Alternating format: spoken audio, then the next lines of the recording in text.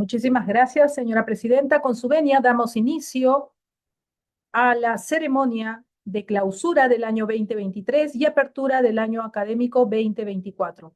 Agradecemos la presencia de la señora presidenta del Consejo Directivo, Magíster Marien Vicky de la Rosa Bedriñana, al señor fiscal de la Nación, doctor Juan Carlos Villena Campana, quien también es miembro del Consejo Directivo, al señor magíster doctor Jorge Luis Salas Arenas, presidente del Jurado Nacional de Elecciones, a los señores miembros del Consejo Directivo de la Academia de la Magistratura que hoy nos acompañan, señores jueces supremos que también nos acompañan, a los señores directores de las escuelas judiciales de la REAE, a los señores funcionarios y directores de las escuelas de administración pública peruana, a los señores presidentes de las Cortes Superiores de Justicia de la República, a los señores presidentes de la Junta de Fiscales Superiores. Asimismo, quiero saludar y agradecer la especial participación del señor doctor Javier García Roca, reconocido constitucionalista español, quien el día de hoy dictará la conferencia El lugar del Poder Judicial en el Estado Constitucional. Y resalto especialmente su esfuerzo,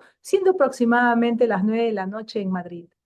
Señores magistrados, colegas y personal de la Academia de la Magistratura, señores y señoras discentes, señores y señoras funcionarios que hoy nos acompañan. Tengo el especial encargo de darles la más cordial bienvenida a la ceremonia de cierre del año académico 2023 y la apertura del año 2024. La Academia de la Magistratura, como todos conocemos, tiene la alta misión de formar y capacitar a los señores jueces y fiscales y aspirantes a la magistratura en todos sus niveles, de manera innovadora e idónea, con valores para la defensa oportuna y justa de la persona humana, el Estado de Derecho y de la sociedad. Nuestros discentes realizan denotados esfuerzos para desarrollar a nivel nacional su capacitación en esta su casa, con el uso de tecnologías y estrategias metodológicas a distancia actualmente. Por ello manifiesto nuestro sincero reconocimiento y dedicación y los animamos a cada uno de ellos a continuar con ese empeño y esfuerzo de capacitación en esta su casa. En este contexto, a puertas de cumplir 30 años de creación institucional, la Academia de la Magistratura desea renovar su compromiso y vocación de servicio con el Poder Judicial, el Ministerio Público y la sociedad peruana en general, para continuar fortaleciendo el sistema de formación, capacitación, actualización y perfeccionamiento de los señores jueces, fiscales y auxiliares de justicia y abogados aspirantes a la magistratura, de acuerdo a los actuales retos que demanda nuestra nación. Sin más preámbulos, yo quiero agradecer el compromiso que tiene la señora presidenta del Consejo Directivo para liderar esta su casa de estudio y que tiene a bien haber hecho dotados esfuerzos para poder seguir esta línea de trabajo pese a los recortes presupuestales que hemos ido sufriendo. Sé que la doctora Marien nos va a ayudar a seguir esta línea de trabajo que venimos desarrollando año a año en la Academia de la Magistratura. Muchísimas gracias y bienvenidos todos a esta su casa, la Academia de la Magistratura. Agradecemos a la directora general de la Academia de la Magistratura, la doctora Natalie Betsy Ingarruca Ruiz. A continuación, y continuando con la ceremonia de apertura del año académico 2024, invitamos a la magíster Marien Vicky de la Rosa Bedriñana. Ella es jueza suprema titular y presidenta del Consejo Directivo de la Academia de la Magistratura. Adelante, doctora.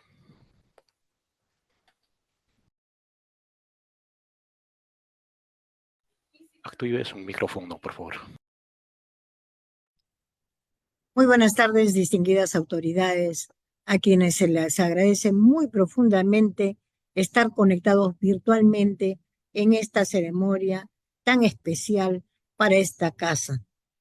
Se agradece también la presencia de los señores miembros del Pleno del Consejo Directivo de la MAG, también al doctor Javier García Roca, que es un reconocido constitucionalista, quien nos va a brindar una conferencia, el lugar del Poder Judicial en el Estado Constitucional.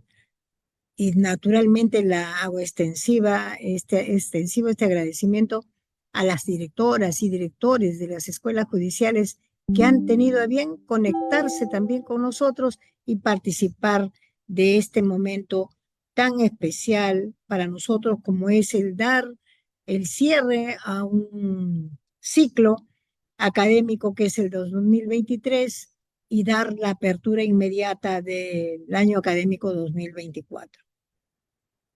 Es grato el encargo de parte del Consejo Directivo de la Academia presidir esta ceremonia y reafirmar nuevamente lo que ya sabemos, que el artículo 151 de la Constitución Política de 1993 establece la creación de la Academia de la Magistratura con fines de formación, capacitación de jueces y fiscales en todos sus niveles, con el propósito de contribuir a una mejora en la administración de justicia y con ello el afianzamiento del sistema democrático y el Estado constitucional de derecho en el país.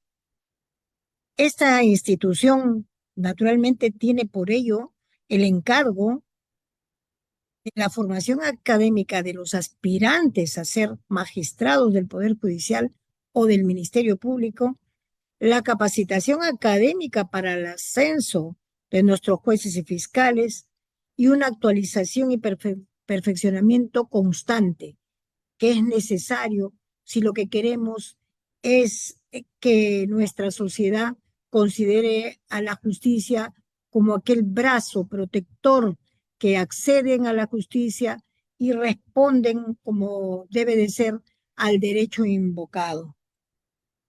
Su estatuto de la Academia también extiende sus actividades de capacitación, como no podía ser de otra manera, a los auxiliares jurisdiccionales del Poder Judicial y a los asistentes en función fiscal del Ministerio Público, porque todos somos un equipo, magistrados y los asistentes que día a día nos ayudan a resolver los conflictos jurídicos. Desde la creación de nuestra institución se inició el primer programa de formación de aspirantes a la magistratura. Hoy estamos iniciando su 28ª edición. Miren la andadura histórica que tenemos. En el año 2001 se inició el primer curso especial del programa de capacitación para el ascenso y a la fecha estamos en su 26ª edición. Demuestra ello el compromiso asumido por la MAC a través del tiempo con sus diferentes directivos que han tenido a bien dar apoyo a este compromiso que desde la Constitución tiene la Academia. Un servicio a favor de jueces y fiscales para su formación, para que haya un acceso a estos cargos de gente idónea, capaz, que pueda solucionar los problemas que día a día enfrenta nuestra sociedad y que corresponde entonces a los servidores de la justicia, jueces, fiscales, abogados, para que podamos legitimarnos dentro de la sociedad. Esta actualización y perfeccionamiento de jueces y fiscales ha sido, es y será siempre nuestra prioridad, como lo ha sido a lo largo de la historia y seguirá siendo. Bueno, nuestra sociedad, como otras en el mundo, está recibiendo el impacto de transformaciones políticas, económicas, tecnológicas, entre otras. Por ello, para la Academia de la Magistratura resulta imperativo priorizar la constante revisión, actualización y ajustes al modelo educativo. Conocedores de nuestra realidad cambiante que tenemos, desarrollo de la tecnología, nuevos para la justicia, en la sesión del Consejo Directivo del 14 de mayo del año en curso, la dirección académica con su equipo han planteado una modificación al Plan Académico 2024 que ya se había aprobado, orientando las actividades académicas a un enfoque centrado en las necesidades actuales del discente, que responda a un modelo de capacitación por competencias, a fin de fortalecer lo más importante, la independencia e idoneidad para el cargo de jueces y fiscales a nivel nacional, sin olvidar la necesaria capacitación, pues, de nuestros auxiliares jurisdiccionales y asistentes en función fiscal.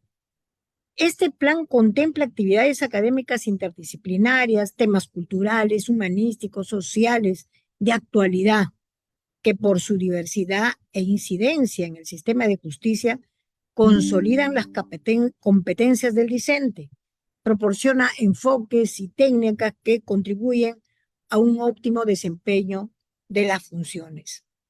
Entre los cursos, diplomados y conferencias a ofertar están la neurociencia y la ética, la negociación colectiva en el ámbito estatal, el razonamiento probatorio penal, las pericias en procesos penales, pericias en relación al ADN, tema contable, química, etcétera, para que los fiscales aprendan cómo deben controlar su realización de estas, plantearles a los jueces, quienes también deben estar capacitados para valorar estas pericias con suficiente solvencia, pues aún siendo oficiales, pueden presentar errores, pueden también ser objeto de presunciones de actos de corrupción en su elaboración. Entonces tenemos que enfrentar todas esas disyuntivas que se puede presentar y para eso la capacitación en estas áreas es importante. Otros temas importantes, la criminalidad organizada, corrupción de funcionarios, extinción de dominio, derechos humanos e interculturalidad, el análisis de la jurisprudencia en materia de violencia familiar, que resulta importante cómo es que veamos la jurisprudencia a nivel nacional, cómo sobre este tema tan delicado, tan sensible de la violencia familiar, analizar cómo es que estamos respondiendo, si acaso es necesario una consolidación de esta jurisprudencia, una visión mucho más realista frente a este tema. El teletrabajo, su impacto en los derechos laborales, las implicancias de la inteligencia artificial en el sistema de justicia, en todas sus áreas, la psicología del testimonio, las herramientas tecnológicas para la gestión judicial, dando énfasis también a la jurisprudencia y legislación comparada, del que también nos debemos ilustrar. Y la preocupación que ha sido de gestiones desde hace bastantes años atrás es la de otorgar atención a la aplicación práctica de los conocimientos a través de talleres. Vamos a dar bastante énfasis al tema de los talleres.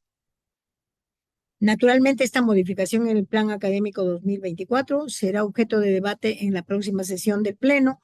Se pondrá a conocimiento de toda la comunidad jurídica, de los usuarios, para que puedan estar ya conociendo las nuevas oferta académica, que no quedará ahí, se va a ir modificando con el transcurso del tiempo según los temas, porque por coyuntura o porque nuevos desafíos se presenten a la judicatura y que se hace necesario abordar. Actualmente cabe destacar el programa en Derecho Internacional de los Derechos Humanos que se va a iniciar ahora, en abril próximo. Van a participar jueces nacionales y extranjeros. 10 son de España, 10 de Costa Rica. Tenemos también en programación el primer programa de alta formación en gestión pública para jueces y fiscales superiores. Está pensado para junio próximo con el objetivo de ofrecer formación especializada en gestión pública que permitirá desarrollar las competencias para dirigir los procesos de modernización que experimenta la administración pública. Para el mes de julio está programado 5 diplomaturas en especialidades de relevancia en las funciones judiciales y fiscales. Tenemos la criminalidad organizada, corrupción de funcionarios. Ahí se van a ofertar 10 vacantes para magistrados de la Red Iberoamericana de Escuelas Judiciales, RIAEC.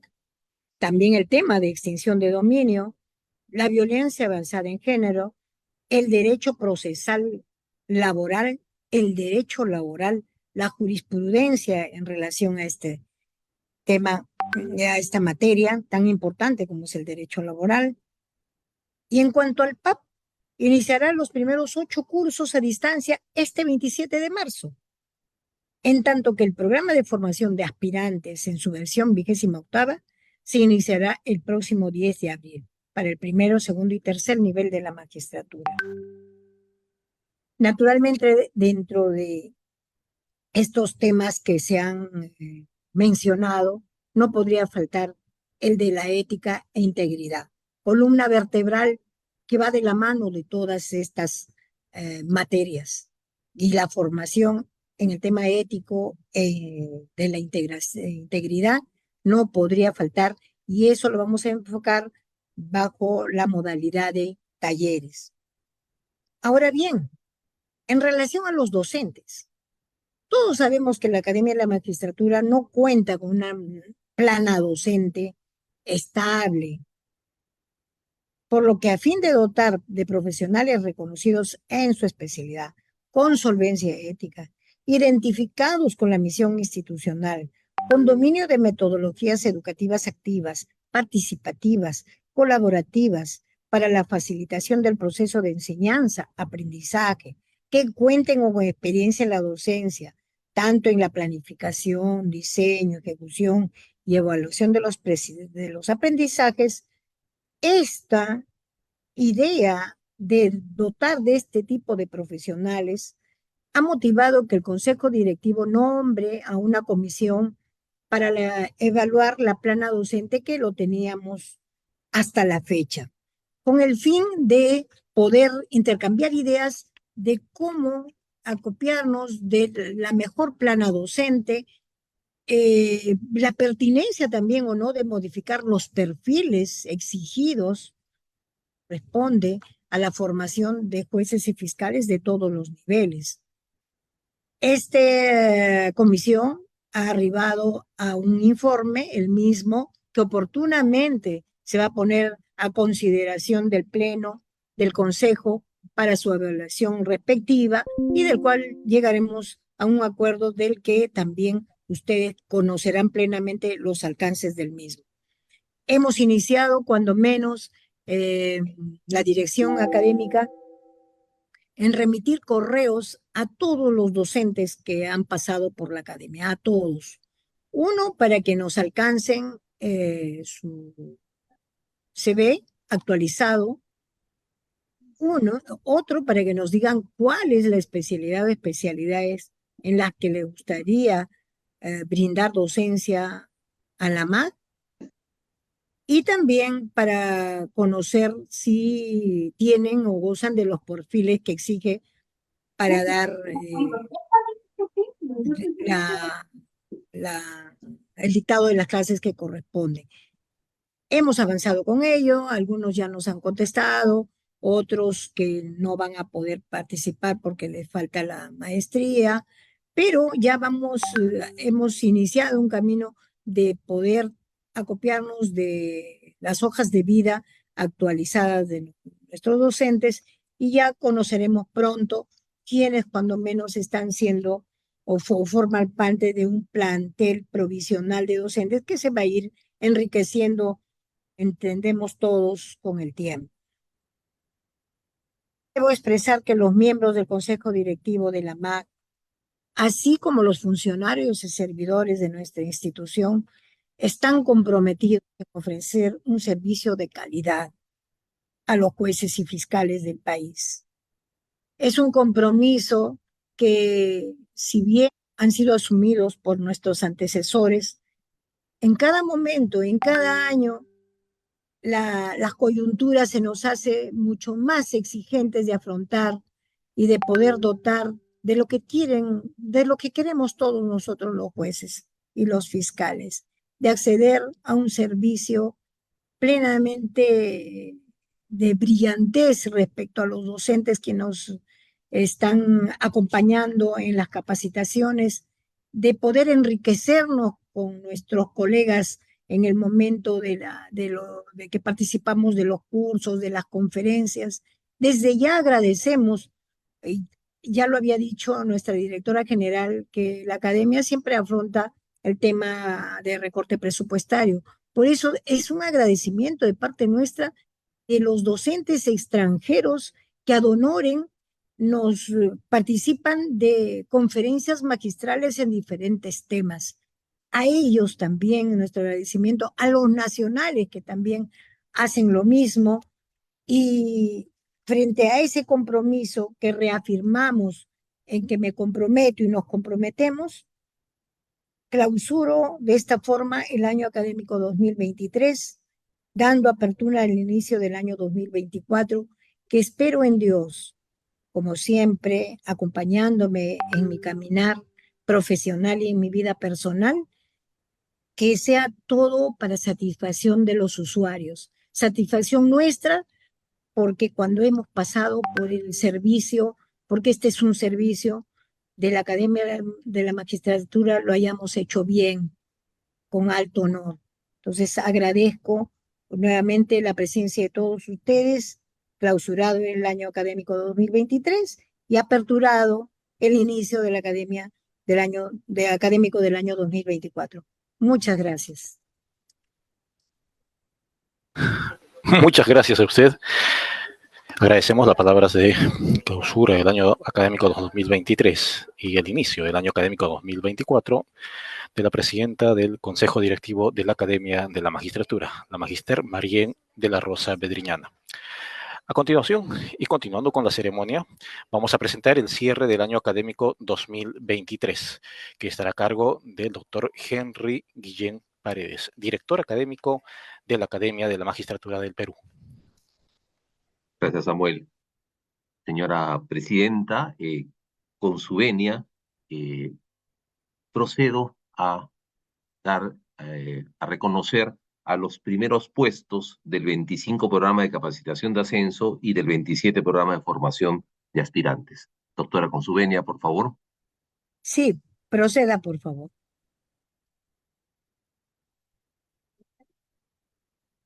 Otorgamos el reconocimiento a Liz Magali Nina Aguilar por el primer puesto en el orden de mérito del 25 programa de capacitación para ascenso en el segundo nivel de la magistratura. Un aplauso para ella, por favor. Ahora reconocemos al doctor Guido Horacio Pilco Delgado, primer puesto en el orden de mérito del 25 programa de capacitación para el ascenso en el tercer nivel de la magistratura. También para él le solicitamos un fuerte aplauso.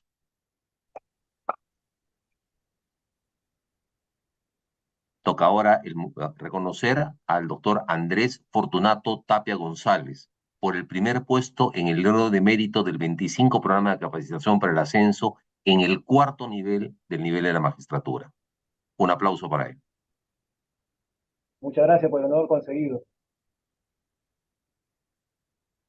Toca ahora reconocer a la doctora Marilyn Donaire Anchante por el primer puesto en el orden de mérito ahora en el 27 programa de formación de aspirantes en el primer nivel de la magistratura. Un aplauso para ella, por favor. Muchas gracias por el reconocimiento brindado. Okay. Toca finalmente reconocer a la doctora Soledad Amparo Blácido Báez por el primer puesto en el orden de mérito del 27 programa de formación de aspirantes en el segundo nivel de la magistratura. Un aplauso, por favor. Le agradecemos, doctor Henry Guillén Paredes, por la premiación a los primeros puestos del 25 programa de capacitación para el ascenso y 27 programa de formación de aspirantes PROFA. Y también felicitamos a los magistrados que han obtenido los primeros lugares en cada uno de los niveles. Vamos a dar inicio ahora a la parte académica, para lo cual nuevamente, doctor Guillén, lo dejo en la conducción para la presentación de la Conferencia Internacional El lugar del Poder Judicial en el Estado Constitucional. Muchas gracias, Samuel. Es para mí un honor presentar a la comunidad de la academia al doctor Javier García Roca, que viene de España. El doctor Javier García es doctor en Derecho, catedrático en Derecho Constitucional en la Universidad Complutense de Madrid, es investigador principal, presidente emérito de la Asociación de Constitucionalistas de España, donde fue vocal de publicaciones y luego presidente del 2004 al 2011. Es miembro del Instituto Iberoamericano de Derecho Constitucional. Es autor de numerosas publicaciones en temas de su especialidad. En ese tema quiero resaltar su último libro publicado, Lecciones de Derecho Constitucional, que abarca diversos contenidos disciplinarios de derecho constitucional, que incluye en esa publicación asignaturas obligatorias de la Universidad Complutense y de otras universidades en España. Eh, Sin más, doctor Javier, lo dejo en el uso de la palabra para que por favor nos haga su conferencia el lugar del Poder Judicial en el Estado de Derecho Constitucional. Adelante, doctor García. Bien, muchas gracias. Agradezco la amable presentación y estar rodeado de autoridades y colegas. Es para mí un honor que estén presentes magistrados del Supremo, la directora de la Academia Judicial, el director académico de la Junta Nacional Electoral, de la Junta Nacional de Justicia, del Tribunal del Supremo. Pues es un honor que me hayan invitado. Y me pidieron una reflexión sobre la división de poderes, ¿no? Voy a hablar del lugar del Poder Judicial en la división de poderes. Algo que he extraído del comentario que hago del Poder Judicial en mis lecciones de Derecho Constitucional, que antes se han mencionado, también de un trabajo sobre la división de poderes que pueden encontrar en la revista de Estudios Políticos, en cualquier buscador, en Google. Yo sé que hay problemas de división de poderes en Perú ahora mismo, en el presidencialismo, en las relaciones entre las cámaras y el presidente, entre la Junta Nacional de Justicia y el Congreso, en fin, como en muchos países, pues este es un tema conflictivo. Y claro, daré unas nociones muy generales referidas a España, pero confío en que podamos comparar y que ustedes en el coloquio, que espero haya luego, hablaré unos 40 minutos, me han dicho, insinuaré algunas preguntas, confío en que en el coloquio podamos discutir. El primer problema es que de esta tormenta de ideas, muchas, no podré profundizar en nada que me gustaría dar, es el abandono tradicional del Poder Judicial por el derecho constitucional. Los constitucionalistas se habían ocupado poco del Poder Judicial porque se seguía pensando hasta hace nada que no era realmente un poder político. Se manejaban las viejas ideas de Montesquieu en el espíritu de las leyes, cuando decía que el Poder Judicial era un poder de alguna manera nulo porque se limitaba a aplicar la ley. Meros voceros, meros autómatas. No es así. Pensaban que era una cuestión pequeña, de escasas dimensiones, donde no había un poder dentro del Estado constitucional. Esto es obsoleto. Pero durante tiempo los constitucionalistas no se ocuparon del Poder Judicial, por eso el conocimiento que tenemos es menor al del Gobierno, del Parlamento. Tampoco los procesalistas, que se limitaban a hablar de los recursos judiciales o de la planta judicial o de la jurisdicción, pero no de la justicia como poder, tampoco de la filosofía del derecho, que a lo sumo se ocupaba de qué es la decisión judicial, con una naturaleza muy discrecional.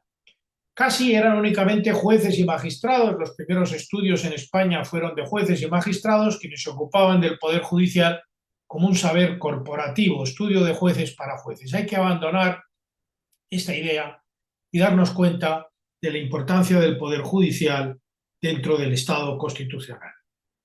Y a ello ha contribuido la expansión del Estado de Derecho. En España se define la Constitución a España como un Estado social y democrático de derecho. He visto que en el artículo 3 de la Constitución del Perú se habla de Estado democrático de derecho. Parece tener una inspiración española, es más o menos la misma idea. El Estado de Derecho hace crecer la jurisdicción. El imperio de la ley, el rule of law, hace que un juez se pueda pronunciar cada vez sobre más cosas, que cada vez tengan más funciones. Crece la judicialidad, crece la jurisdicción. El Poder Judicial ya no es el poder de los 4 códigos que se decía antes, del Código Civil, el Código Penal, la Ley de Enjuiciamiento Civil, la Ley de Enjuiciamiento Criminal, pequeños problemas de delitos y faltas. Se han creado órdenes jurisdiccionales como el laboral. Ha emergido un poderoso orden contencioso administrativo que controla la administración y en parte el gobierno y aplican el derecho de la Unión Europea, y ustedes aplican las sentencias de la Corte Interamericana. Hablábamos antes, la directora hablaba de la protección internacional, de los derechos humanos, que cada vez es más importante y los jueces peruanos son jueces del sistema interamericano. De manera que ha ido creciendo la jurisdicción, creciendo las funciones judiciales. Y en un Estado de Derecho no puede haber ámbitos exentos de jurisdicción. Los jueces se ocupan cada vez de más cosas, con excepción de los actos políticos, pero incluso en los actos políticos el Tribunal Supremo Español ha entendido que hay actos reglados, elementos reglados que se pueden revisar. Una sentencia reciente del Tribunal Supremo, donde la Sala de lo Contencioso ha anulado el nombramiento de doña Magdalena Valerio como presidenta del Consejo de Estado por entender que no era una jurista de reconocida competencia y que esto no era un acto político, era un acto judicialmente asequible y se podía revisar si realmente era o no un jurista de reconocido prestigio. Esto abre una vía al control de los nombramientos. También ha habido algún caso parecido con el fiscal general del Estado, en el caso de don Eligio Hernández. Vean cómo crece en un Estado de Derecho el Poder Judicial. Claro, esto requeriría, y el mejor lugar para hablar de esto en la academia es la Academia Judicial, un cambio en la formación de los jueces, que se formaban de manera muy memorística, aprendiendo las leyes de memoria, porque no estaban las leyes en Internet, en Google, ni había bibliotecas judiciales como hay ahora. Era una enseñanza excesivamente muy memorística. Un juez que tiene que asumir estos retos, desempeñar esas funciones, es un juez que tiene que conocer criterios de la interpretación, conocer la jurisdicción de los altos tribunales y de la Corte Interamericana. Tiene que tener una formación más amplia que le permita improvisar respuestas a soluciones nuevas en las que no va a encontrar un precedente. Deberíamos revisar la formación de los jueces para ponerlos en condiciones de ejercer esas funciones, que aprendan interpretación jurídica, que aprendan precedentes judiciales, que se hagan especialistas, no solo jueces generalistas, sino jueces especialistas en los distintos órdenes de la jurisdicción. Y claro, la justicia es un servicio público. Sin una organización judicial correcta es imposible dispensar ese servicio público. El conjunto de derechos del proceso debido están muy relacionados con la organización. El principal problema del Poder Judicial en España y supongo en Perú son los problemas organizativos, porque la justicia retrasada es una justicia denegada.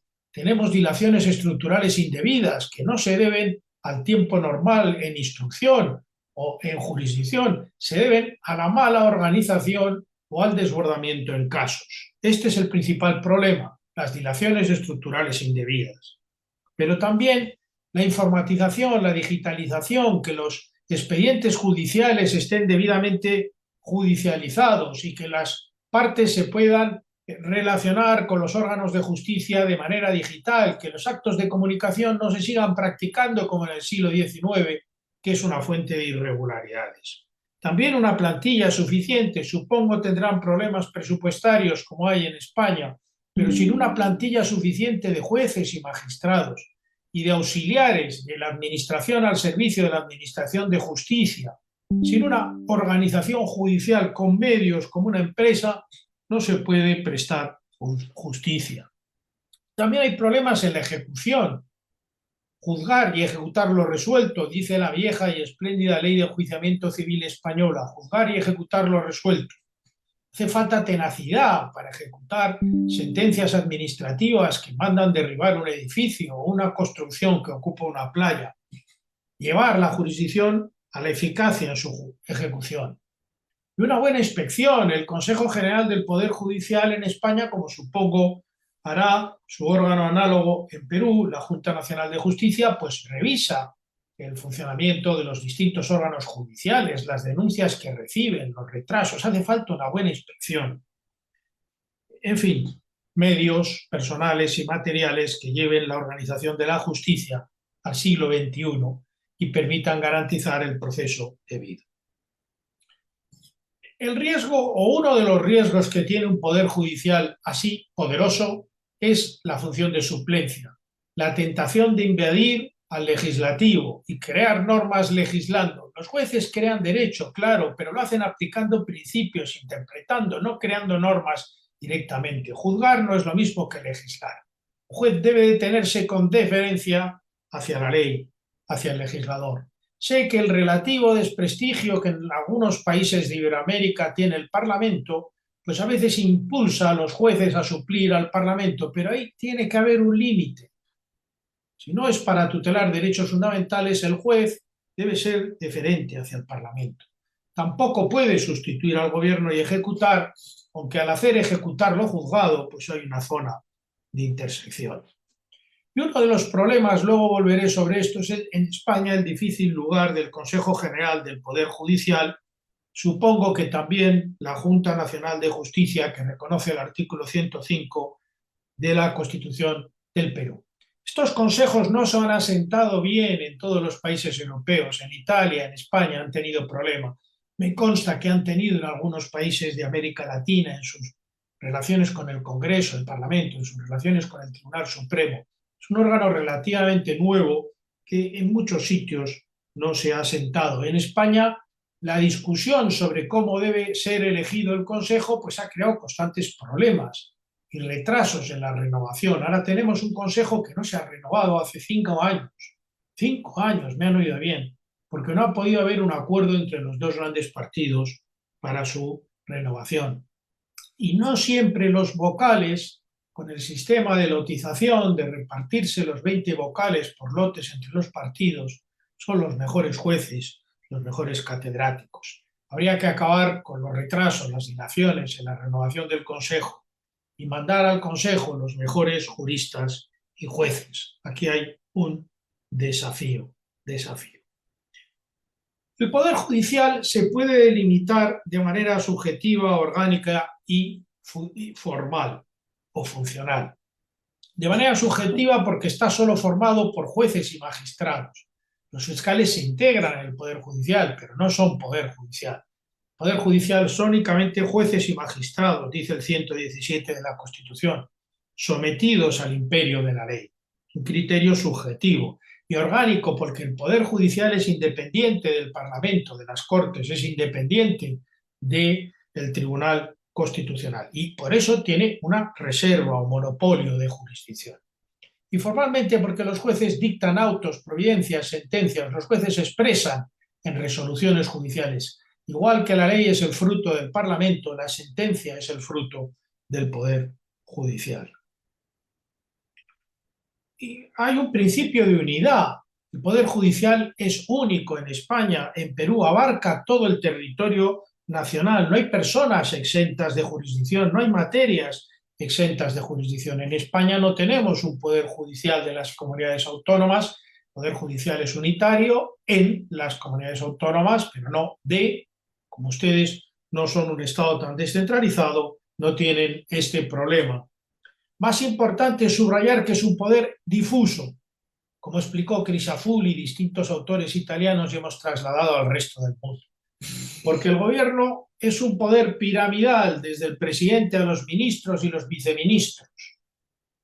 El Parlamento es bicameral, pero cada juez, cada órgano judicial es independiente, es un poder difuso, organizado de manera muy distinta al gobierno. Hay una independencia interna de cada órgano judicial, una sensibilidad de cada órgano judicial a la hora de aplicar la Constitución o la Carta Interamericana de Derechos Humanos. Hay una independencia interna muy fuerte, es un poder organizado de manera horizontal, difuso, es el único que está organizado así. Y solo el sistema de recursos, la apelación, la casación, garantiza la unidad. Los jueces no reciben instrucciones del Tribunal Supremo ni del Consejo General del Poder Judicial, son independientes. Y el sistema de recursos permite armonizar con la jurisprudencia del Tribunal Supremo ese poder tan difusa y horizontalmente organizado. En ese sentido, el Poder Judicial está gobernado por el Consejo General del Poder Judicial, que en España no es judicial, pero lo gobierna, ustedes tienen una junta, pero quien inspira, orienta, lidera, dirige, es el Tribunal Supremo. El Consejo es un órgano de gobierno, dice el 123 de la Constitución, ustedes tienen la Junta Nacional de Justicia en el 150 de su Constitución y el Tribunal Supremo en el 141, que es expresa la última instancia y el recurso de casación, una función nomofiláctica de interpretación de las leyes, lo mismo en España. Es esencial que el Tribunal Supremo lidere la jurisdicción con criterios claros, que incorpore a la jurisdicción nacional la jurisdicción internacional o regional o supranacional. Es esencial el papel del Tribunal Supremo en vertebrar, mediante los recursos, mediante una jurisprudencia clara, mediante estándares, ese poder tan difuso. Pero claro, hay una cierta bicefalia entre el Tribunal Supremo y la Junta o el Consejo General, y a veces las relaciones entre ellos son problemáticas y han dado algunos conflictos. Por último, la justicia es un servicio público y hay un monopolio de jurisdicción. Otros servicios públicos, la educación, la sanidad, se pueden delegar en poderes privados con controles públicos, pero la justicia no. Desaparecidos los viejos señoríos jurisdiccionales que los señores tenían en el antiguo régimen, la justicia es una función indefectible del Estado. No se puede delegar, es un servicio indelegable. Puede caber una solución extrajudicial de conflictos, ese es otro tema cada vez más importante en derecho internacional y en derecho laboral, pero el poder judicial es un servicio público que no se puede delegar. Unas palabras sobre qué es la función judicial, porque parece sencillo, pero no lo es. Hay que arrancar del juez ordinario predeterminado por la ley, que está en el 24 de la Constitución española, y ustedes he visto en el 139.3 de su Constitución se habla de jurisdicción predeterminada por la ley. Entiendo que es lo mismo, más o menos. Un juez que prevé la ley y al que atribuye competencias para juzgar y la forma de su elección, y que se crea previamente, no es post facto, que es una garantía clarísima de independencia. Y este juez tiene la función de juzgar. Juzgar es aplicar la ley en un caso, resolver conflictos de intereses. Y se ha explicado tradicionalmente por la teoría de la subsunción. Eso nos explicaban cuando yo estaba en la facultad. Una premisa mayor, la ley, una premisa menor, los hechos, el caso, un silogismo sencillo que lleva una cosa a la otra. Pues bien, no es así. El juez del siglo XXI tiene un papel mucho más importante. La teoría de la subsunción no existe, porque la premisa mayor no es la ley, el tratado internacional, las decisiones de Naciones Unidas, el conjunto de fuentes del derecho. En España, el derecho de la Unión. Las fuentes del derecho hoy día tienen una complejidad tremenda, no es aplicar únicamente el Código Civil. El primer problema es seleccionar la norma. Y a menudo la norma no está en una disposición escrita. Uno lee una ley y ahí no hay norma. Hay que leer la ley, el reglamento, integrarlo con lo que ha dicho el Tribunal Constitucional o la Corte Interamericana. La norma se construye sobre la disposición escrita de distintas fuentes. La norma no emana del caño de una fuente como el agua. Las fuentes del derecho no son agua, se construyen por el intérprete en torno a un conjunto de fuentes. Los hechos deben ser probados. La prueba a veces es muy compleja y hay hechos que están en las normas, pero otras normas que no reconocen derechos. Las normas sobre derechos fundamentales son un case law, una justicia del caso, porque no tienen hechos. Cuando decimos todos tienen derecho a la vida como derecho fundamental, no se menciona la eutanasia, ni el aborto por plazos o por indicaciones, ni ninguno de los casos, ni la alimentación forzosa de los presos. Los hechos no están en esas normas reconocedoras de derechos. Identificar los hechos transforma las normas. Podría seguir, pero ustedes saben esto. Solo llamo su atención a que reflexionen sobre la tremenda responsabilidad que tienen los jueces, porque juzgar no es un sencillo silogismo ya. Pero eso tiene límites. El primer límite es la sujeción a la ley. La independencia judicial no es una mochila que el juez lleve en su espalda por sacar una oposición, por aprobar la academia judicial, por obtener un nombramiento. Un juez no es independiente. Claro que tiene un hábito mental de razonar con independencia. Esa es su formación. El juez es independiente cuando aplica la ley. La independencia judicial es sujeción a la ley. Los criterios para resolver los asuntos están en la ley, los aprueba el Parlamento, y el juez es independiente porque respeta al Parlamento y aprueba la ley y respeta la ley. realidad no solo la ley, el reglamento, los tratados, la jurisprudencia, la costumbre, la sujeción a las fuentes del derecho es la razón de la independencia judicial. Por eso el juez debe ser muy deferente respecto de las leyes que aprueba el Parlamento. Una ley polémica que hemos tenido, se está discutiendo ahora en España, de amnistía, ha habido manifestaciones críticas de los jueces vestidos con la toga en las sedes de los tribunales criticando la ley de amnistía. Me preocupa. No porque me guste o no me guste la amnistía, sino porque creo que la libertad de expresión de un juez está fuertemente condicionada. El juez que critica hoy la amnistía la tendrá que aplicar mañana y será discutible su imparcialidad o su independencia y alguien le recusará. Los jueces no deben opinar de las leyes. Los grandes jueces, cuando comentan las leyes, las exponen. Se abstienen de hacer comentarios que podemos hacer los profesores. El juez tiene una intensa sujeción a la ley. Quizás esto es una de las cosas que podemos discutir. La independencia judicial supone una cierta restricción en la libertad de expresión para no contaminarse. ¿Y qué principios informan la actuación del Poder Judicial? En España se habla de origen popular. No porque los jueces los elijan los ciudadanos, no sé, en Perú creo que no, pero ahora me lo explicarán, es así en Estados Unidos. Y se ha abierto ahora la propuesta de López Obrador, el presidente de la República en México, de elegir a todos los jueces. Una propuesta con la que ha sido muy crítica la Comisión de Venecia del Consejo de Europa, que dijo que la elección de los jueces no garantiza su independencia. Los jueces forman un circuito de garantía, aprendí de Carlos Labaña. Los jueces no representan a nadie, aplican las leyes. Luego hay un circuito representativo en donde está el Parlamento, el presidente, el gobierno. Ese es otro circuito con otra lógica. La independencia del juez y su legitimidad deriva de aplicar la ley y es una legitimación de ejercicio. Depende de la fundamentación, de la motivación, de la capacidad suasoria de sus decisiones. El origen popular no puede confundirse con la elección ciudadana. Me temo que eso cree más problemas de los que resuelve. Y luego está la independencia y la imparcialidad, que son los principios centrales de la función judicial y su muy interesante artículo 139 de la Constitución reconoce, y el Tribunal Constitucional Español, supongo que el peruano, y desde luego la Corte Interamericana y el Tribunal Europeo.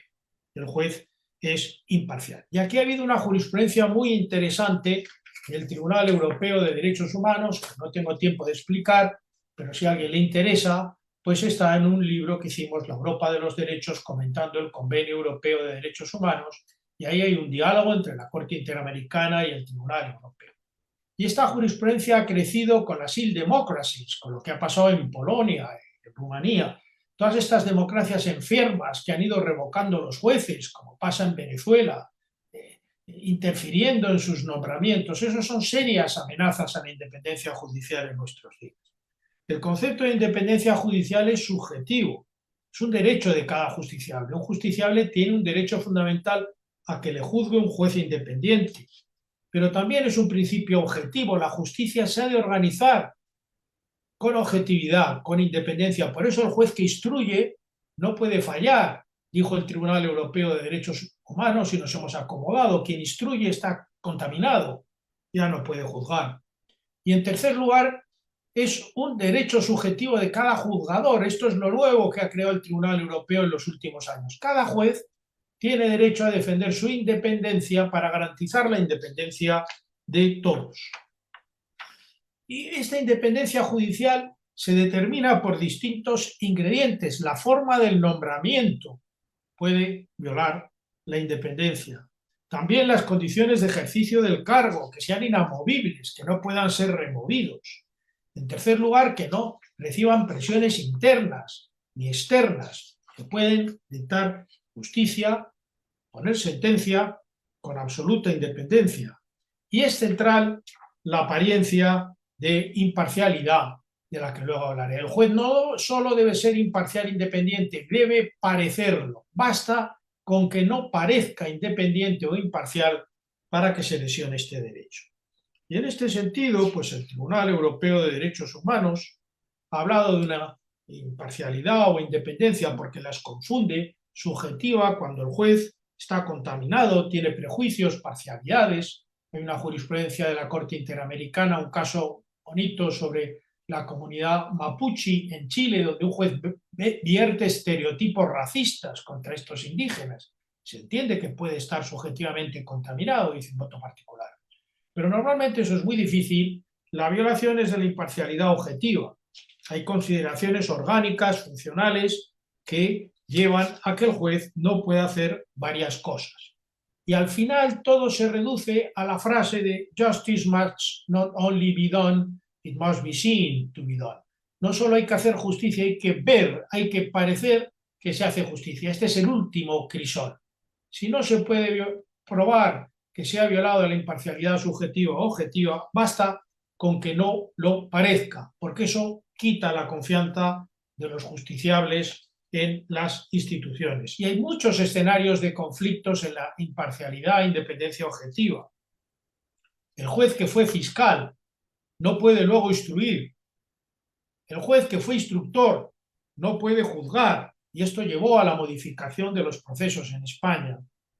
El juez que expresó su opinión sobre la culpabilidad del sujeto en otro proceso no puede volver a juzgarlo. No pueden estar presentes en deliberaciones de tribunales quien no es un juez que integre el tribunal. Las ideologías del juzgador, si se han expresado con antelación, pueden incapacitarle para juzgar. Las expresiones vertidas en los medios de comunicación usando la libertad de expresión pueden ser motivo de abstención o recusación. Es razonable que un justiciable no quiera ser juzgado por un juzgador que en los medios ha expresado su opinión. Hay pues un mandato de discreción, de prudencia de los jueces. El buen juez debe ser un oidor, debe llegar virgen al juicio oral, descontaminado, y en ese sentido debe tener cuidado en sus opiniones previas. Independencia, imparcialidad como corazón cada vez más del Poder Judicial. Y hay una unidad jurisdiccional. No hay más que una jurisdicción aunque haya órdenes, con excepción de la jurisdicción militar o castrense. Los asuntos que se atribuyan indebidamente a la jurisdicción militar o castrense pues pueden violar el juez ordinario predeterminado por la ley. Y aquí hay un debate con algunas excepciones. En España hay un Tribunal de Cuentas que hace una jurisdicción contable, aunque sus decisiones pueden ser revisadas por los tribunales. Y hay una Junta Electoral Central, unos tribunales electorales que en España son administración. Ya sé que el papel de los tribunales electorales en Perú y en América Latina pues es más importante. He leído que el 142 de la Constitución de Perú no permite que se revisen judicialmente las decisiones de la Junta Nacional Electoral. Esto me parece discutible, me lo explicarán, porque en España las decisiones de la Junta Electoral Central se revisan en el contencioso administrativo. Y luego el juez, he dicho, está sometido a la ley, pero en realidad a las fuentes del derecho. Hay un intenso y más fuerte y más alto sometimiento a la Constitución y a la Convención Americana de Derechos Humanos, que es como una Constitución para ustedes. Y aquí la Ley Orgánica del Poder Judicial y su Constitución, en el artículo 138, párrafo segundo, fijan algunos criterios para resolver colisiones. En España los jueces deben aplicar primero el derecho de la Unión a la Constitución y la ley, prima el derecho de la Unión, que ustedes no tienen. Después, las normas constitucionales priman sobre las normas legales, eso sí lo dice el 138 de su Constitución, y la ley sobre los reglamentos. Y si el juez duda de la constitucionalidad de una ley de la que dependa el fallo, en España puede plantear una cuestión de inconstitucionalidad ante el Tribunal Constitucional.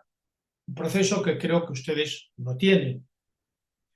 Y en general, si la ley no es claro que se compagine con la Constitución, hay que hacer una interpretación correctora, como zurcir una camisa o un calcetín. Coger la ley, la camisa deteriorada y integrarla con la Constitución, con lo que haya dicho el Tribunal Constitucional, el Tribunal Europeo. Una interpretación conforme. En cambio, con los reglamentos, en España los jueces pueden inaplicar los reglamentos que sean contrarios a la Constitución. No pueden inaplicar las leyes en nuestro modelo, pero pueden inaplicar los reglamentos. Está el problema del Consejo General del Poder Judicial. Ustedes tienen una Junta Nacional de Justicia que he leído en la prensa muy por encima que ha tenido algunas controversias o conflictos con el Congreso. No sé si es un caso de acusación política, inhabilitación, no debo pronunciarme sobre esto, pero escucharé gustoso lo que me digan. En primer lugar, en España coexisten varios órganos de gobierno y eso es un problema, porque está el Consejo General del Poder Judicial, que es el órgano de gobierno de los jueces, están las salas de gobierno, supongo existirán allí, el Tribunal Supremo tiene una muy importante sala de gobierno, la Audiencia Nacional, los Tribunales Superiores de Justicia tienen funciones menores, internas, de organización, y sobre todo el Ministerio de Justicia, porque el Consejo no controla el presupuesto. El presupuesto está en manos del Ministerio de Justicia. También la planta judicial. A propuesta de las comunidades autónomas que tienen competencia sobre planta, pues la planta, que es un problema gravísimo, tenemos una planta muy anticuada que habría que poner al día, pues es competencia del Ministerio. Y también la administración al servicio de la Administración de Justicia, los alguaciles, los funcionarios, los lajas, que les llaman letrados al servicio de la Administración de Justicia. Todo esto depende del Ministerio. Claro, compaginar las funciones del Ministerio y las funciones del Consejo, pues es delicado, es un modelo complicado. En realidad, el sistema de gobierno del Consejo General del Poder Judicial no es único en el mundo, hay países en África y en Asia de inspiración anglosajona, donde hay comités de selecciones de jueces y no hay un consejo. Pero en América Latina y en muchos países de Europa, no en todos, no es así en Alemania ni en el Reino Unido, tenemos el Consejo, que es un problema, es un órgano de funcionamiento complicado. En España el debate más importante ha sido la forma de elección del Consejo. ¿Cómo se elige? Son 12 elegidos entre jueces y magistrados, y primero fueron elegidos también por jueces y magistrados, y ahora ya no, los elige el Parlamento, y 8 que son juristas de otro tipo, elegidos 4 por el Congreso, la Cámara Baja, y 4 por el Senado. Como los españoles somos tozudos, cabezotas, ya lo saben ustedes, llevamos desde el año 85 discutiendo si parte del Consejo, de sus vocales, hay que elegirlos por los jueces, 12, o todos pueden ser elegidos por el Parlamento, como ahora ocurre. Y en esto el Partido Popular y el Partido Socialista no han alcanzado un acuerdo. Ahora mismo la Comisión de la Unión Europea está mediando para intentar renovar el Consejo, no lo consigue porque siguen discutiendo si antes renuevan o discuten la forma de elección. En definitiva, hay un debate sobre si parte de los jueces deben ser elegidos por los propios jueces, como recomienda el Consejo de Europa. He visto, que solo he leído la Constitución, que su Junta Nacional de Justicia en el 155 se elige por concurso de méritos, por una comisión amplia, donde están autoridades jurídicas como el Defensor del Pueblo, el presidente del Poder Judicial, el fiscal, el presidente del Tribunal Constitucional. Parece que no tienen este problema del debate entre la elección parlamentaria y la elección judicial.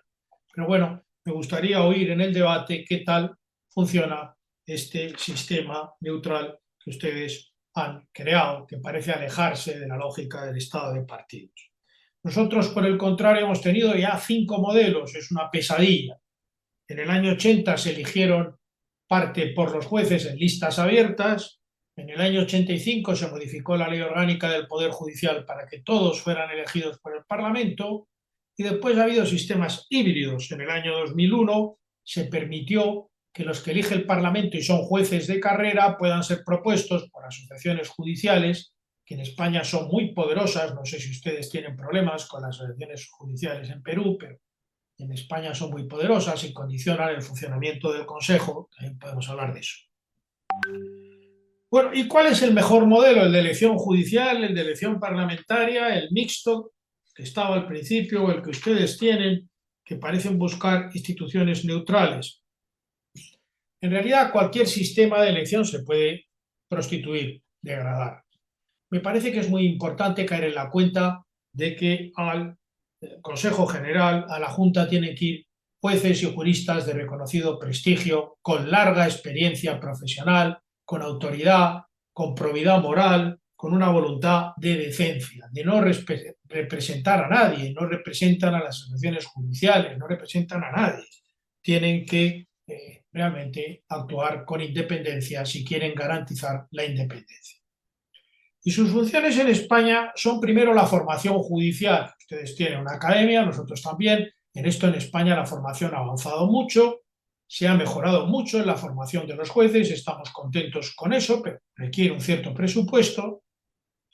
La inspección, tampoco tenemos grandes problemas en eso. El Consejo tiene un sistema de inspección y una plantilla digitalizada para revisar las actuaciones de los jueces y cuando hay denuncias, en su caso, rara vez imponer sanciones. El problema está en los nombramientos discrecionales, supongo que también allí.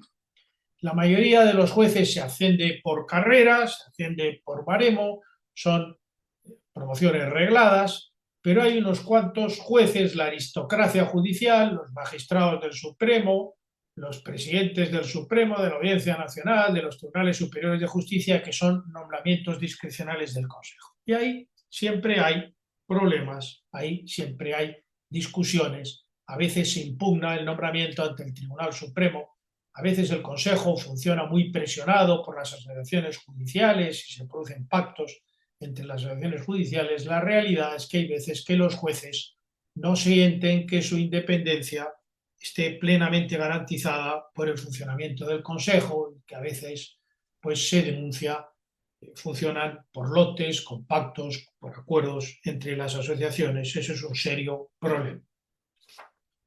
¿Y cuál es la posición del Tribunal Supremo? En España se creó en 1812. Antes había una chancillería en Valladolid y una en Granada, y antes los antiguos consejos. Desde 1812 tenemos un Tribunal Supremo. El presidente del Supremo es nombrado por el rey y lo elige el Consejo General, de manera que el presidente del Consejo General del Poder Judicial es presidente del Tribunal Supremo. El Supremo está en un lado de la calle, de la Plaza de las Salesas, el Consejo en el otro, cruza la calle. Pero ese cruzar la calle, me temo, sea delicado, porque no es lo mismo gobernar que poner sentencias. Muchas veces se dispensa en el Supremo, el presidente del Supremo, de poner sentencias para que se concentre en el gobierno. La jurisdicción del Supremo abarca todo el territorio nacional, es supremo en todos los órdenes, menos en garantías constitucionales.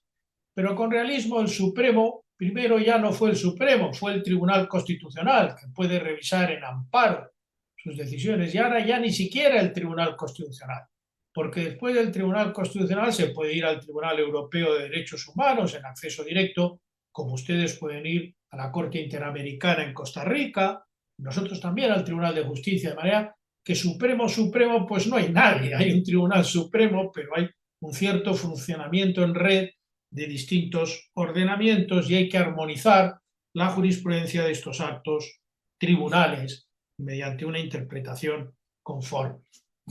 También es importante que el Tribunal Supremo explique a los órganos inferiores cuáles son los estándares que ha hecho la Corte Interamericana o el Tribunal Europeo en materia de denuncias, de malos tratos o en cualquier motivación, le dé pequeños estándares, pautas a sus jueces para que apliquen la jurisprudencia de la Corte Interamericana o el Tribunal Europeo. Y luego en España hay 5 órdenes judiciales: el civil, el penal, el laboral, el contencioso administrativo y la jurisdicción militar se integra en una sala del Tribunal Supremo. Son salas radicalmente independientes. Rara vez se une todo el Tribunal Supremo en pleno, que es una función imposible. Rara vez es una función judicial. Hay un centenar de miembros del Tribunal Supremo, de los cuales unos 80 están en la sala de lo contencioso administrativo, que es la más amplia.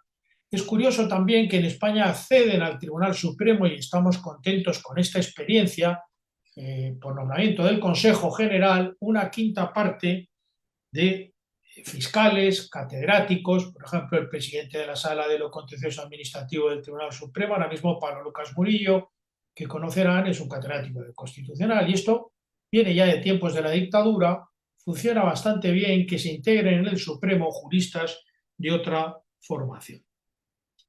Y no hablaré más para que quede coloquio.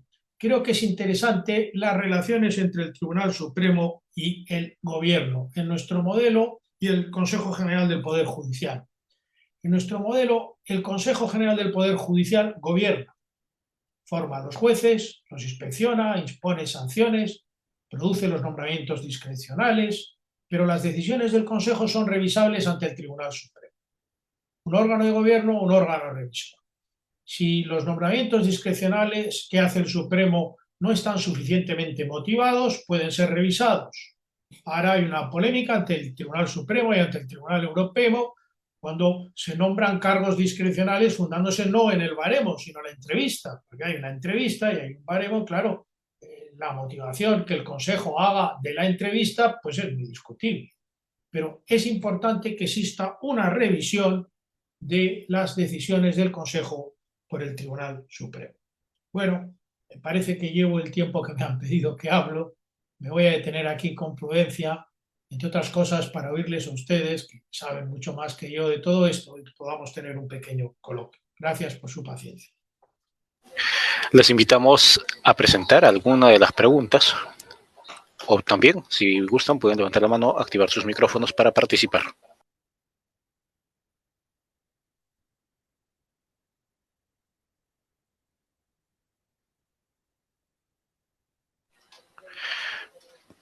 Adelante, doctor Juan Carlos. Muchas gracias. En principio, para felicitar al doctor García Roca por su brillante exposición. Dos preguntas muy puntuales, doctor García. Uno, en lo que usted nos ha comentado sobre el mejor modo o el mejor modelo de elección de los magistrados, que como bien nos dijo, en verdad, al parecer no existe el mejor, sino que más bien habría que tener sean expertos, grandes profesionales y sobre todo la probidad, ¿no?, de quienes elijan. Pero no sé, usted han transitado por varios modelos. ¿Cuál de ellos usted considera que podría ser el mejor para tener mayor independencia en los magistrados elegidos? Poca incidencia esto, y si no, más bien depende de los elegidos ya una vez que asumen un cargo. Y el segundo punto, doctor Roca, quisiera que nos ilustre un poco sobre la libertad de expresión de los jueces, ¿no? Usted nos había dicho que esto, bueno, la independencia judicial implicaba una restricción a la libertad de expresión de los jueces y que no deberían comentar en todo caso las leyes. En nuestro país, como usted debe saber, probablemente los jueces pueden hacer docencia, en muchos casos son expositores, y seguramente en esos ámbitos tienen que a veces dar opiniones, adoptar posiciones sobre las leyes. ¿Esto es conveniente, no es conveniente? ¿Cómo debería tratar ese tema o cómo se trata en su país? Esos dos temas, por favor, doctor García. Interesante. Vamos a ver.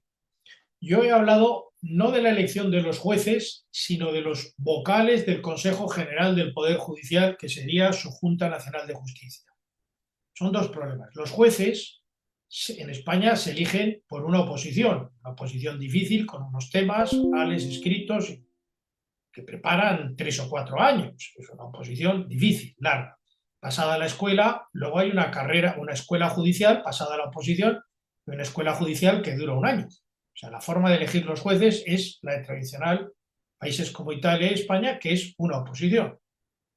La defensa de unos temas y de un caso práctico, es así, inveteradamente, y luego 1 año en la escuela judicial. Eso garantiza su capacidad de estudio, de trabajo, su independencia respecto de los partidos. Creo que es un buen modelo. Podríamos ver cómo se hace la oposición. Probablemente es muy memorística. Yo alguna vez en el Tribunal de Jueces lo haría de otra manera, pero los jueces se resisten, no quieren que les quiten el temario, ¿no? Yo lo haría con más casos, podemos discutir eso, pero en todo caso es un reclutamiento objetivo y 1 año después. Con respecto a los vocales, nosotros, los vocales de la Junta Nacional de Justicia, nosotros tuvimos un modelo en el que se elegían unos por el Parlamento y otros por los jueces. Ese era el modelo italiano, parece que eso es lo que quiso el constituyente, pero no lo dijo claramente en la Constitución. En el año 85 se modificó la ley y se atribuyó todos a la elección del Parlamento, pensando que por qué los jueces van a estar fuera de las decisiones del órgano representativo del Parlamento. Pero en los últimos años el Consejo de Europa ha insistido y las asociaciones judiciales en que es importante que una serie de jueces sean elegidos por los propios jueces para reforzar su independencia. También, cuando se hizo esta ley, el Tribunal Constitucional la declaró constitucional, pero dijo, deben ustedes dejar al Consejo General fuera de la lógica del estado de partidos. ¿Hemos conseguido esto? Me temo que no. Porque está la lógica de las asociaciones judiciales, que a veces es igual que la del estado de partidos. Creo que es bueno, a mí me parece que sería bueno un sistema híbrido donde algunos sean elegidos por los jueces en listas abiertas, no listas cerradas, porque la mayoría de los jueces pues, ni son de derechas ni de izquierdas ni medio pensionistas, son jueces, ¿no? Unas cosas serán de derechas, en otras de izquierdas y en otras ni lo saben. Esa es la mentalidad de un juez, ¿no? Entonces creo que sería bueno que algunos sean elegidos por jueces en listas abiertas para que elijan jueces de distintas sensibilidades y otros por el Parlamento. A mí ese es el sistema al que creo que deberíamos volver. El PSOE debería renunciar a anclarse en el sistema parlamentario y el Partido Popular debería dejar de dilatar y dilatar y dilatar el nombramiento de los jueces. Siempre hay un pretexto bueno. No puede estar un Consejo General renovado 5 años. Si yo concurriera a una plaza del Consejo y no me la dieran, impugnaría por falta de imparcialidad de los vocales del Consejo. ¿Qué piensa un justiciable? ¿Qué puede tener? ¿Qué confianza puede tener en un Consejo que lleva prorrogado 5 años? Esto es devastador del Estado de Derecho. De manera que lo que sugiero es renovarlos en el plazo y si no, se renovan por sorteo o una sanción y un sistema híbrido entre elección judicial y elección parlamentaria, porque qué duda cabe que si se mandan al Consejo jueces de gran prestigio, frenarán la tentativa de la politicidad. No sé si lo ves así o no. ¿Cómo funciona el sistema vuestro? ¿Cómo funciona? ¿Funciona bien el sistema este de elección por una comisión? Bueno, acá en el país lo que sucede hay una comisión especial que elige a los miembros de la Junta Nacional de Justicia y estos a su vez nombran a jueces y fiscales, ¿no? Esta Junta Nacional de Justicia se ha instaurado recién hace unos pocos años y antes de esta había lo que se denominaba el Consejo Nacional de la Magistratura, que a su vez se componía por diversos representantes, ¿no? Uno del Poder Judicial, otro del Ministerio Público, de universidades públicas, privadas y así, ¿no? Entonces, esa fue la fórmula, el modelo que hemos tenido, ¿no? Pero bueno, como usted bien dijo, me parece algo muy importante. Todo depende finalmente de las personas, no propiamente a veces me parece del modelo, porque puede ser muy diverso el modelo, pero es importante las personas que van a integrarlo, la probidad, la experiencia, como usted dijo también, que no representen a nadie, porque se Jueces que representan sean ya... respetados por los propios jueces, jueces que tengan una autoritas entre los jueces y que no representen a nadie. Los jueces que están en el Consejo no pueden ser de derechas o de izquierdas. Quien sea presidente del Tribunal Superior de Justicia de Andalucía tiene que ser el mejor juez, ¿no? Y probablemente pues, no es tan relevante de la asociación judicial de la que dependa, pero no funciona así. Hay una tendencia a un influjo muy grande de las asociaciones y una contaminación del estado de partidos. Me temo. Muchas gracias, doctor. Les invitamos a presentar sus preguntas. Mientras tanto, le traslado, doctor, una pregunta desde el panel de participantes que tenemos. La pregunta es, ¿qué experiencia exitosa en la Unión Europea ha conocido usted sobre la elección de magistrados por votación popular o algún otro método o sistema? Bueno, que yo sepa, en Europa la votación popular no existe. No existe. Primero, no hay Consejo General en toda Europa. Hay Consejo General en Italia, en España, en Francia, no existe en Alemania.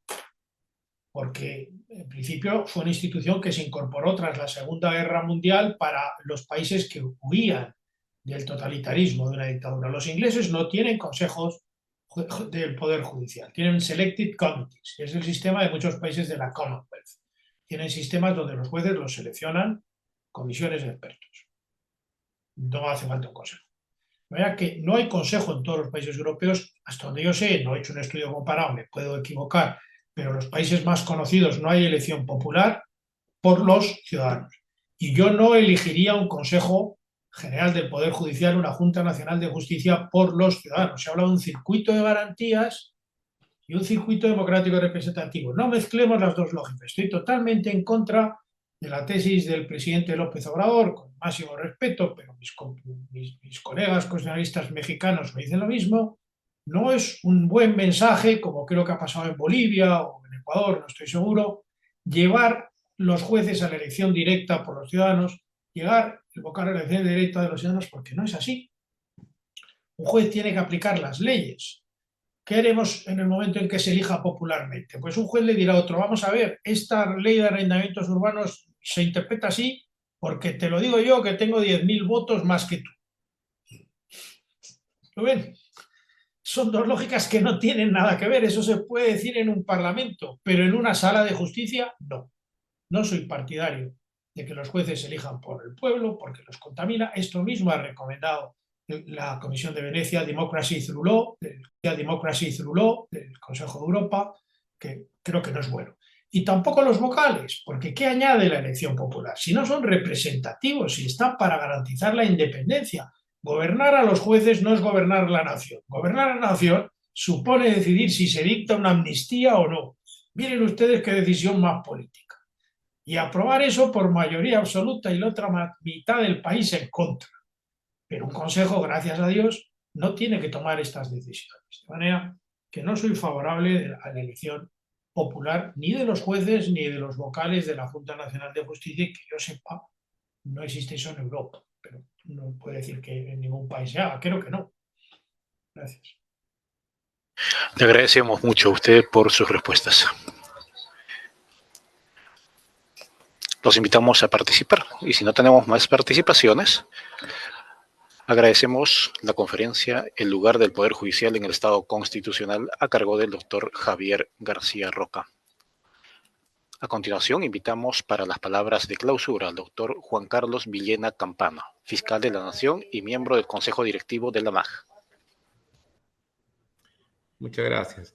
Señora Presidenta del Consejo Directivo de la Academia de la Magistratura y demás miembros del Consejo Directivo, excelentísimas autoridades del Poder Judicial, de la Junta Nacional de Justicia, del Jurado Nacional de Elecciones, señora Directora General de la Academia de la Magistratura, excelentísimo ponente, doctor Javier García Roca, participantes todos. Es un honor para mí tomar la palabra, primero para felicitar nuevamente al doctor Javier García Roca por su brillante y clara exposición en un tema de tanta relevancia para nosotros como el lugar del Poder Judicial en el Estado constitucional. Sobre todo por el contexto en que nos encontramos atravesando y en el cual se confía aún que el Poder Judicial siempre sea la institución que haga prevalecer el Estado constitucional de derecho, defendiendo no solo los derechos fundamentales, sino también la división de poderes y la institucionalidad en el Estado y la democracia misma. En segundo lugar, para darles las gracias a todos por su valiosa participación.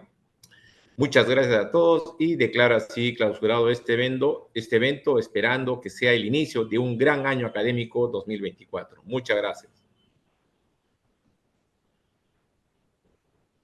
Les agradecemos a todos y todas por estar presentes en la apertura del año académico 2024 y la presentación de la Conferencia Internacional Virtual El lugar del Poder Judicial en el Estado Constitucional. Quedamos despedidos con el mensaje del doctor Juan Carlos Villena Campana. Hasta una próxima ocasión.